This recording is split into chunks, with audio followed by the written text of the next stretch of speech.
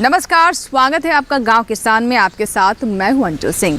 खेती किसानी और किसानों के विकास के लिए समर्पित हमारे इस कार्यक्रम गांव किसान में हम आप तक ऐसी जानकारियां पहुंचाते हैं जिससे हमारे किसानों का विकास हो सके, खेती किसानी और लाभकारी बन सके। इसी कड़ी में आज सबसे पहले हम बात करेंगे खेती किसानी में कि सर्दियों के मौसम में सब्जी फसलों में कौन कौन सी सस्य क्रियाएं हैं जिसका ध्यान रखना किसानों के लिए बहुत महत्वपूर्ण है। उसके बाद हमारा पशुधन में आज हम आपको रेशम कीट के बारे में जानकारी देंगे और अंत में मुलाकात होगी कामयाब किसान से। तो चलिए शुरुआत करते हैं गांव किसान की।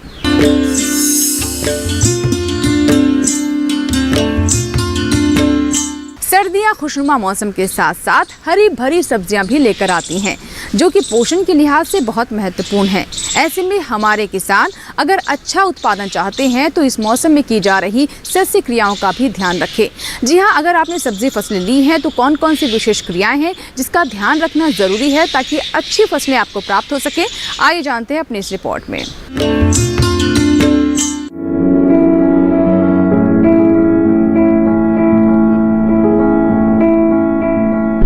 सर्दियों का मौसम अपने साथ कई तरह की सब्जियों को लेकर आता है जो पोषण से भरपूर होती हैं। इस समय वातावरण में मौजूद नमी पौधों की बढ़वार में सहायक होती है। इसीलिए बेहतर बाजार के लिए किसान समय से सब्जियों की बुवाई और रोपाई का काम कर लेते हैं। इस समय किसान मध्यकालीन मटर, विदेशी गाजर की बुवाई का काम कर सकते हैं। साथ ही गोभी वर्गीय सब्जियों के तैयार पौधों की रोपाई भी कर सकते हैं। और क्या कर सकते हैं किसान, जानते हैं हमारी कृषि विशेषज्ञ डॉक्टर BS तोमर से, जिनसे बात की हमारी संवाददाता सुनैना सरकार ने। नमस्कार किसान भाइयों बहनों, आप देख रहे हैं दूरदर्शन किसान और मैं हूं आपके साथ सुनैना सरकार। आज हमारे साथ हैं कृषि विशेषज्ञ डॉक्टर BS तोमर। आइए आपको उनसे मिलवाते हैं। नमस्कार सर, बहुत बहुत स्वागत है आपका हमारे कार्यक्रम में। धन्यवाद। सर, मेरा पहला सवाल आपसे ये है कि हमारे किसान भाई बहन कौन सी सब्जियां इस समय लगा सकते हैं जो उनके लिए लाभदायक रहेंगी और उनकी कैसे देखभाल करें? हम अपने किसान भाइयों को बताना चाहेंगे कि आप सर्दी के मौसम में अभी मध्यकालीन मटर की बुआई कर सकते हैं, जिसमें आप पूसा प्रबल या पूसा प्रगति या बोनविले किस्म का इस्तेमाल कर सकते हैं। इसके अतिरिक्त आप बाकला की बुआई कर सकते हैं और उसके लिए आप पूसा उदित या पूसा सुमित किस्मों का इस्तेमाल ला सकते हैं। साथ ही साथ आप ऑरेंज रंग की जो गाजर होती है जिसे विलायती गाजर बोलते हैं, उसकी बुआई भी हमारे किसान भाई अभी कर सकते हैं और उसकी खेती से बेहतर आमदनी ली जा सकती है। इसके अलावा अगर किसान भाइयों आपके पास पत्ता गोभी, फूल गोभी, ब्रोकली की पौध तैयार है तो आप उसकी रोपाई सीधे खेतों में कर सकते हैं। जिन सब्जी फसलों की रोपाई अभी करनी है उसके लिए हम अपने किसान भाइयों को बताना चाहेंगे कि आप अपने खेत की तैयारी करें, समतलीकरण करें और उसकी उर्वरता शक्ति का जांच करा लें। अगर वो उर्वरा शक्ति कमज़ोर है तो उसमें फसल की आवश्यकता अनुसार उसमें उर्वरक एवं अन्य पोषक तत्वों का प्रबंध करें। और रोपाई करने से पहले अगर खेत में आप हल्का पानी लगा लेते हैं और उसके बाद उसमें खरपतवारनाशी का छिड़काव करके अगर आप अपनी पत्ता गोभी, फूल गोभी, गांठ गोभी या ब्रोकली या लेट्यूस आदि की बिजाई करते हैं तो निश्चित रूप से आपके 30 से 35 दिन तक खरपतवारों की समस्या नहीं होगी और फसल के प्रतिस्थापन में भी आपको मदद मिलेगी। वहीं इस समय खेतों में जो सब्जियां लगी हैं उनमें कौन से कृषि कार्य करें, आइए ये भी जान लेते हैं हमारी कृषि विशेषज्ञ डॉक्टर BS तोमर से। जो हमारे खेतों में अभी फसलें लगी हुई हैं जैसे बैगन है, सेम है या हमारी मिर्ची की फसल है या गाजर लगी हुई है, इन फसलों में आपको विशेष रूप से ध्यान देने की आवश्यकता है। अगर गाजर की बात कर रहे हैं तो गाजर में अगर आपकी फसल 30 दिन के आसपास हो गई है उसमें थीनिंग करें और थीनिंग करके और उसमें उर्वरक की जो मात्रा है पोटास की और यूरिया की दे करके मिट्टी चढ़ाएं। अगर आपकी मूली आपने पूसा चेतकी लगाई हुई है, जापानीज वाइट लगाई है, तो इस बात का ध्यान रखना है कि आपको चेतकी को 32 से 35 दिन की अवधि के बाद निकालना आरंभ कर दें, अन्यथा उसके अंदर स्पंजी टिश्यू का विकास हो सकता है जिससे आपकी बाज़ार में मूल्य कम मिलेंगे। और जहाँ तक बात है जापानीज वाइट की, इनको 50 से 52 दिन की अवस्था पर निकालना आरंभ कर सकते हैं। अगर हम बात करें पत्तेदार सब्जियों की, पालक है, मेथी है, धनिया है, साग सरसों है, इनकी कटाई करने के बाद आप निराई गुड़ाई करें। उसमें अगर आप ऑर्गेनिक रूप से उगा रहे हैं तो गोबर की खाद या वर्मी कंपोस्ट का इस्तेमाल करें, और अगर आप कृत्रिम उर्वरकों का इस्तेमाल करते हैं तो कटाई के बाद यूरिया का 20 किलोग्राम यूरिया प्रति एकड़ के हिसाब से आप इस्तेमाल करें, ताकि उसमें दोबारा बेहतर फुटाव आ सके और बेहतर पत्तों का निर्माण हो सके। तो किसान भाइयों बहनों, हमें पूरी उम्मीद है कि आज की जानकारी आपके लिए ज़रूर लाभदायक रही होंगी। अभी के लिए हमें दीजिए इजाज़त और आप देखते रहिए दूरदर्शन किसान। नमस्कार। तो ये थी हमारी विशेष रिपोर्ट, जिसमें हमने आपको बताया कि सर्दियों में सब्जी फसलों में कौन कौन सी क्रियाएं हैं जिसका ध्यान रखना किसानों के लिए महत्वपूर्ण हो जाता है। इसी के साथ ही यहाँ वक्त है एक छोटी सी ब्रेक का। ब्रेक के बाद जब वापस आएंगे तो बात करेंगे हमारा पशुधन की। कहीं मत जाइएगा, बने रहें गांव किसान के साथ। छोटा सा ब्रेक।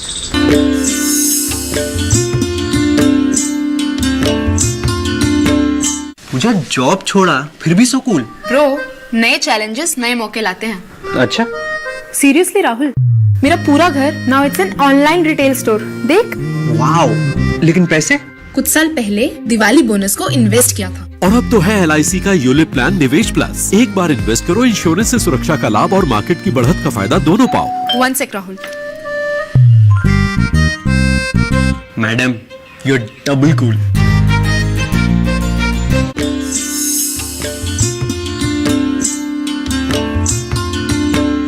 ब्रेक के बाद एक बार फिर आपका स्वागत है। आप देख रहे हैं हमारा विशेष कार्यक्रम गांव किसान। आइए अब नजर डालते हैं हमारा पशुधन पर। हमारा पशुधन में हम आपको पशुपालन से संबंधित ऐसी जानकारियां देते हैं जिनका उचित इस्तेमाल कर हमारे किसान खेती किसानी के साथ साथ पशुपालन को अपनाकर अपनी आय में वृद्धि कर सकें। आज इसी कड़ी में आपको बताने वाले हैं एक ऐसे कीट के बारे में जो कि हमारे किसानों को अच्छे मुनाफे की ओर ले जा सकता है और बड़ा मुनाफा हमारे किसान इससे कमा सकते हैं। जी हाँ, हम बात कर रहे हैं रेशम कीट की। तो आइए देखते हैं इससे जुड़ी हमारी ये रिपोर्ट।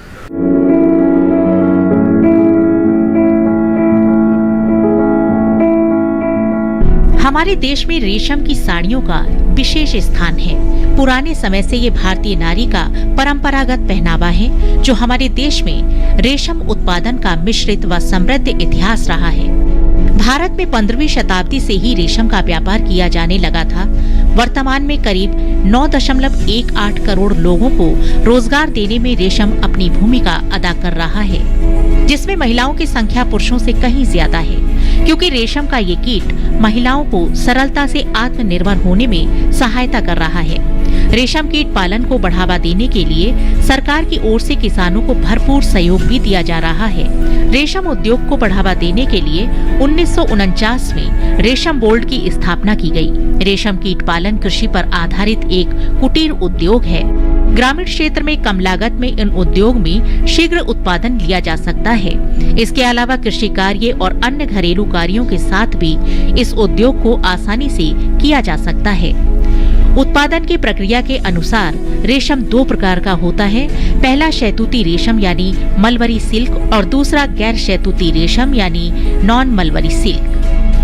भारत में शहतूत रेशम का उत्पादन कर्नाटक, आंध्र प्रदेश, तमिलनाडु, जम्मू कश्मीर और पश्चिम बंगाल में किया जाता है।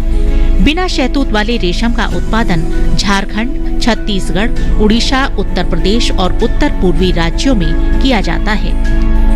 रेशम उत्पादन में कई फायदे हैं, जैसे रेशम कीट पालन में रोजगार की पर्याप्त क्षमता है। रेशम कीट पालन से किसान कम समय में अधिक आय ले सकते हैं और खास बात यह है इसे महिलाएं भी बड़े आराम से कर सकती हैं। इसके लिए सही किस्म का चुनाव किया जाता है। हालांकि भारत में 5 किस्म के रेशम मलबरी, टसर, ओक टसर, एरी और मूंगा सिल्क का उत्पादन किया जाता है।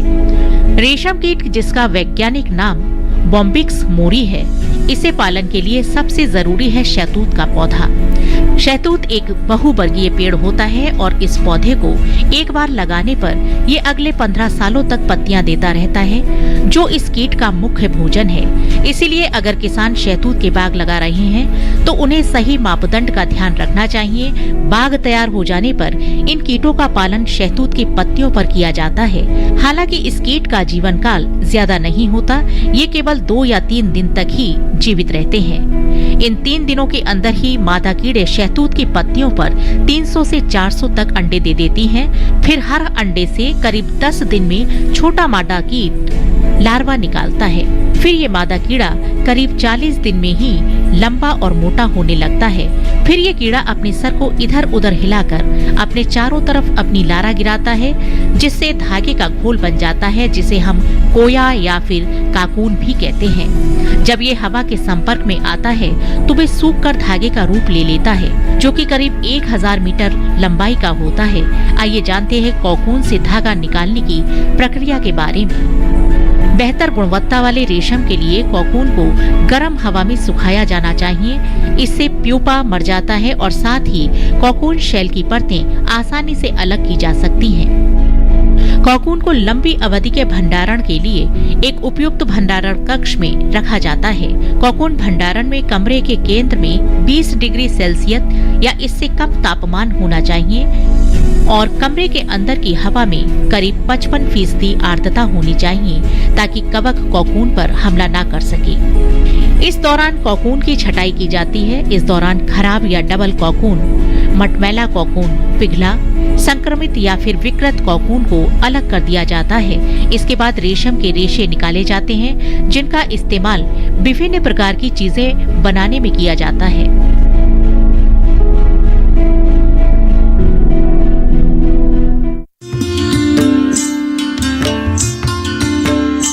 तो ये थी हमारा पशुधन से जुड़ी हमारी आज की विशेष रिपोर्ट। बढ़ते हैं आगे और बात करते हैं इस माह के पशुपालक कैलेंडर की। इस माह में मौसम में बदलाव हो जाता है, अतः पशुओं को सर्दी से बचाने के उपाय करें और रात के समय में पशुओं को खेत में ना जाने दें। पशु आवास को इस मौसम में साफ सुथरा व सूखा रखना चाहिए। पशुओं की रोग निरोधक क्षमता बनी रहे, इसके लिए प्रतिदिन संतुलित मात्रा में खनिज मिश्रण दाने में मिलाकर देना चाहिए। यदि पशुओं को अब तक खुरपका, मुंहपका, पीपीआर, इंट्रोटॉक्सीमिया और भेड़ बकरी को चेचक आदि रोगों का टीका नहीं लगा है तो टीकाकरण इस माह में जरूर करा लें। पशु स्वस्थ रहे, इसके लिए पशुओं को अंतः परजीवी से बचाव हेतु कृमिनाशक दवा की उचित खुराक पशु चिकित्सक की सलाह पर देनी चाहिए। विपरीत परिस्थिति मतलब जब चारे का अभाव हो, उस समय के लिए चारे का संग्रहण करें। पशुपालक हे या साइलेज के रूप में चारे का संग्रहण कर सकते हैं। भैंसों के गर्भ धारण के लिए ये समय उचित है। भेड़ के ऊन काटने के 21 दिन बाद उसे भाई परजीवी से बचाव हेतु कीटाणुनाशक दवा से भेड़ के शरीर को साफ करें। पशुओं को टीकाकरण करवा लेना चाहिए व पीड़ित पशुओं को पशु चिकित्सक की देखरेख में चिकित्सा करवानी चाहिए।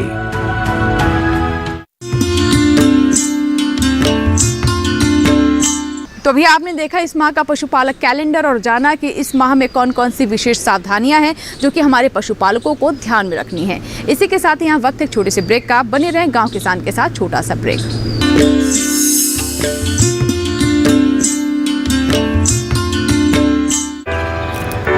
My journey of insurance and investments began at the same time when I invested in LIC SEEP. In this fast-moving world, SEEP can balance your funds with security and growth. SEEP will take care of the ups and downs of the market and will give you fruitful results so that you enjoy the ride. And when SEEP is with you, you can soar high. LIC's unit-linked insurance plan SEEP offers savings and protection so that you can soar high in your life. LIC, हर पल आपके साथ।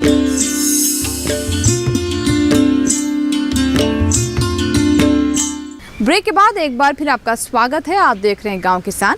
आइए अब नजर डालते हैं कामयाब किसान की कहानी पर। किसान वो होता है जो कि मेहनत से, परिश्रम से नहीं डरता और घंटों खेतों में मेहनत करता है ताकि हमारे घरों तक भोजन पहुंचता रहे। ऐसे कई किसान हैं जिन्होंने कृषि के क्षेत्र में नाम कमाया है और मिसाल कायम की है। ये वो किसान हैं जो कि दूसरे किसानों को भी नई राह दिखाते हैं और उनके लिए प्रेरणा बनते हैं। तो आइए दिखाते हैं आज के ऐसे ही कामयाब किसान की कहानी। जैविक खेती करने की पहली सीढ़ी पशुपालन है, क्योंकि पशुओं से मिलने वाले गोबर और गौमूत्र से ही जैविक खाद और कीटनाशक बनाए जाते हैं। यही वजह है कि ज्यादातर किसान पशुपालन करते हैं, या ये कहें कि ज्यादातर पशुपालक जैविक खेती करने लगे हैं। यही वजह है कि राजस्थान की धरती को उपजाऊ बनाने में पशुओं का विशेष योगदान है। इस महत्वपूर्ण बात को किसान तेजी से अपना रहे हैं और जैविक खेती से भरपूर पैदावार ले रहे हैं।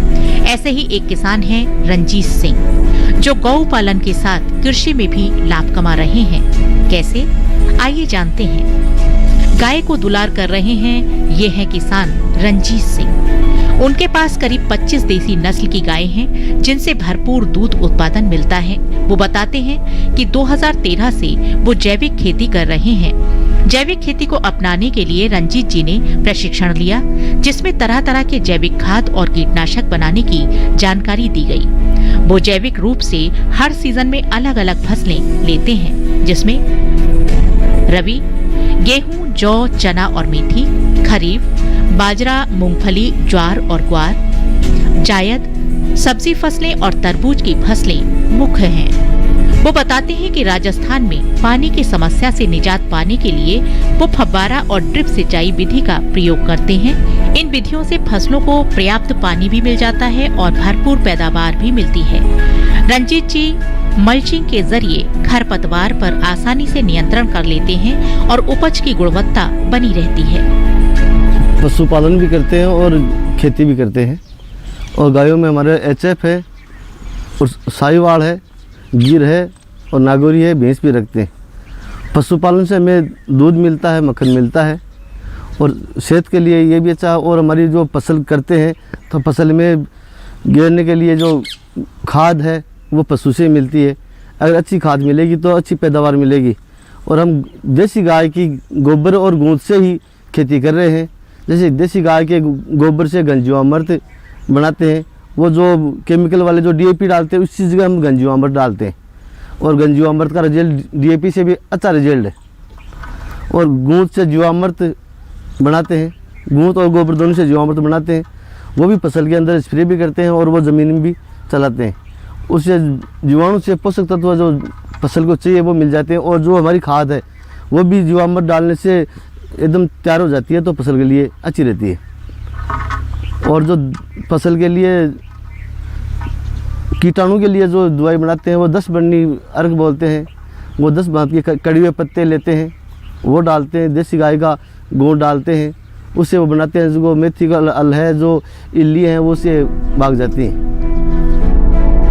रंजीत मानते हैं कि खेती और पशुपालन के बीच एक सिस्टम काम करता है, जिसमें बाहर से कुछ लाने की जरूरत नहीं होती। उनके इस सिस्टम को समझने के लिए कई किसान उनके पास जानकारी लेने आते हैं। रंजीत जी युवा किसानों को प्रशिक्षण भी देते हैं, जिससे जीरो बजट कृषि पद्धति को अपनाया और बढ़ाया जा सके।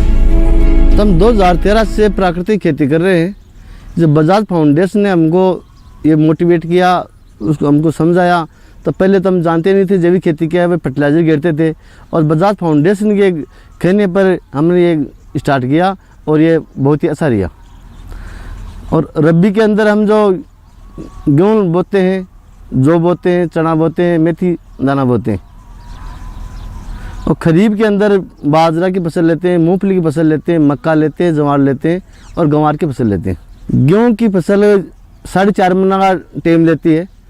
10 नवंबर से 25 नवंबर तक गेहूँ की बिजाई हो जानी चाहिए। और इतना टाइम जो गेहूँ का सभी का लगभग एक ही टाइम है। और जो उस टाइम मूंगफली है, मूंगफली 10 मई से 25 मई तक मूंगफली की बिजाई हो जानी चाहिए। और फसल तो जो बरसात आएगी तभी बोई जाएगी। मेथी का टाइम भी वही है, गेहूँ के साथ ही मेथी बोई जाती है। और पकने में टाइम भी मेथी उतना ही लेती है। मेथी की कटाई 15 रोज बाद मेथी कटाई। अब ये लास्ट पानी चल रहा है, ये पानी चलने के बाद कटाई हो जाएगी। रंजीत सिंह जैसे किसान राजस्थान की कृषि को नए स्तर में ले जाने में मददगार साबित हो रहे हैं। वो मानते हैं कि जैविक खेती ही एक ऐसा विकल्प है जो राजस्थान में भी हरियाली लाने में संभव है।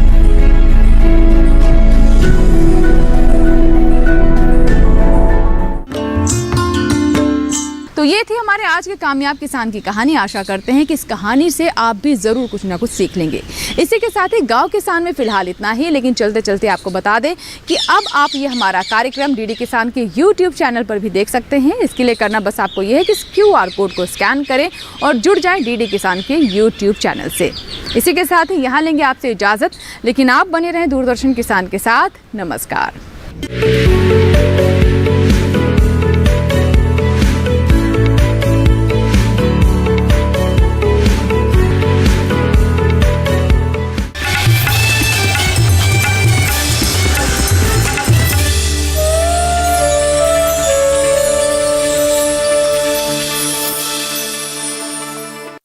गांव किसान के सह प्रायोजक थे agriculture insurance company of India limited. संपन्न भारत की पहचान, बीमित फसल, खुशहाल किसान।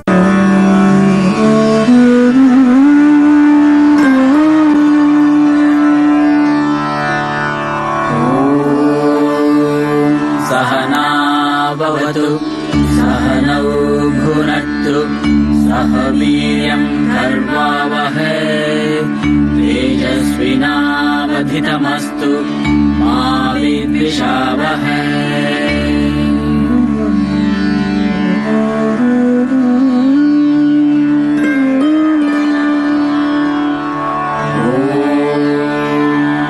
सहना भवतु सहनौ भुनक्तु सह वीर्यं कर्वावहै तेजस्विनावधितमस्तु मा विद्विषावहै।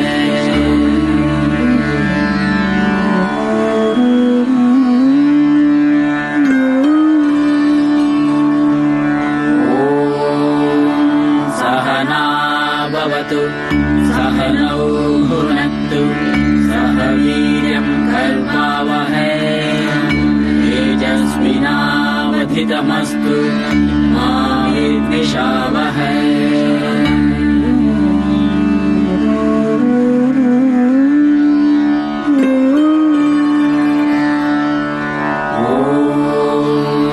सहना भवतु सहनौ भुनक्तु सह वीर्यं कर्वावहै तेजस्विनावधितमस्तु मा विद्विषावहै।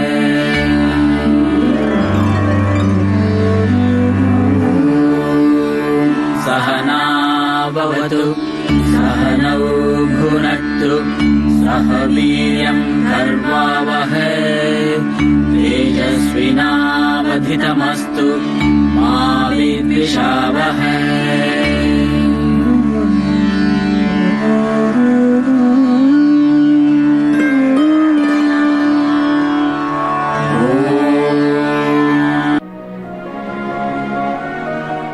एक सपोर्ट मिल जा, मान लो घर खर्च है या कोई खेती में एक्स्ट्रा कोई करना चाहे, दवाई लगानी है और ऐसे टाइम पे पैसा आ जा जो कि जो क्रेडिट कार्ड का पैसा है वो पहले लगा चुके हों, तो उसकी जो है हमें सपोर्ट मिल जाए। ये मन से भी, मनोवैज्ञानिक तरह से भी और जो है इस हिसाब से भी कि जो इसकी आर्थिक समस्या हमारी जो है दूर होती रही। और ये सरकार ने अच्छी योजना चलाई, इसका हमें लाभ मिल रहा है।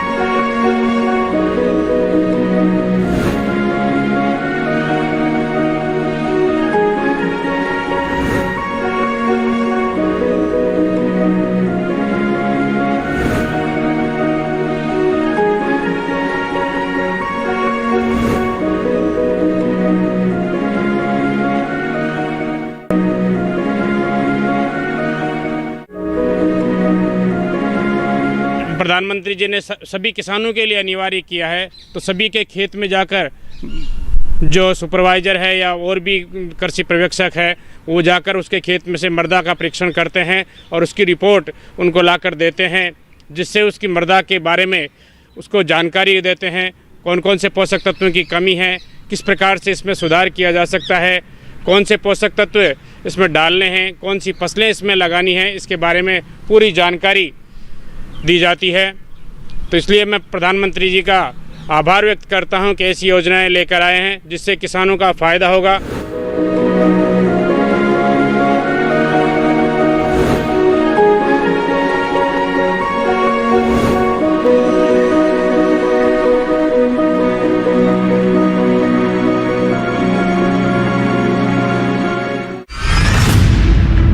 T20 वर्ल्ड कप के धुरंधर होंगे आमने सामने। दांव पर क्रिकेट के सबसे रोमांचक फॉर्मेट की बादशाहत। किसके बल्ले से निकलेगा जीत का छक्का और किसकी गेंदों से बल्लेबाजों के सपने होंगे तार तार। सुनिए T20 वर्ल्ड कप के हर रंग आकाशवाणी के संग।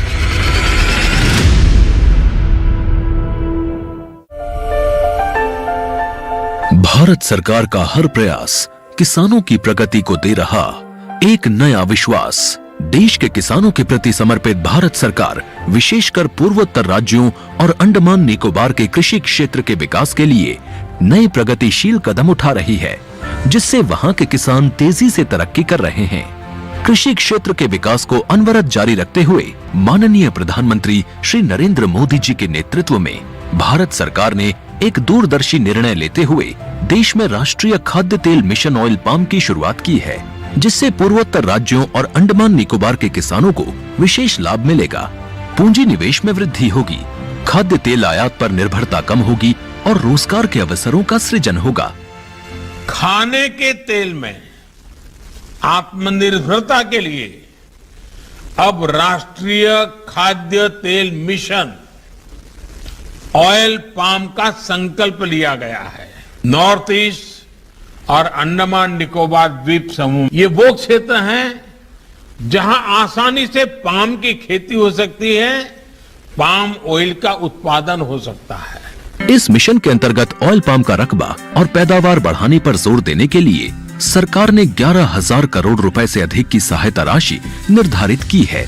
मिशन के तहत सरकार ने ऑयल पाम की खेती के लिए रोपण आदि की सहायता में बढ़ोतरी करते हुए पहले मिलने वाले 12,000 रुपए प्रति हेक्टेयर को बढ़ाकर 29,000 रुपए प्रति हेक्टेयर तक कर दिया है। पौधारोपण सामग्री की कमी दूर करने के लिए बीजों की पैदावार करने वाले बागों को भी सहायता दी जाएगी, जिसके तहत प्रति 15 हेक्टेयर क्षेत्रफल के ऑयल पाम उद्यान के लिए 1 करोड़ और नर्सरी विकास के लिए 50 लाख रुपए का प्रावधान है। 30 वर्ष की आयु के पुराने बगीचों के पुनरुद्धार के लिए 250 रुपए प्रति पौधा का एक मुश्त अनुदान दिया जाएगा।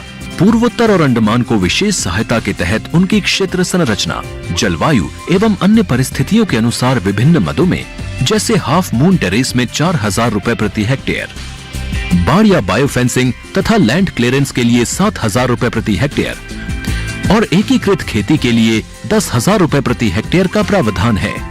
प्रारंभिक 4 वर्षों की अवधि में रखरखाव और अंतर फसल के लिए 50,000 रुपए प्रति हेक्टेयर का प्रावधान है।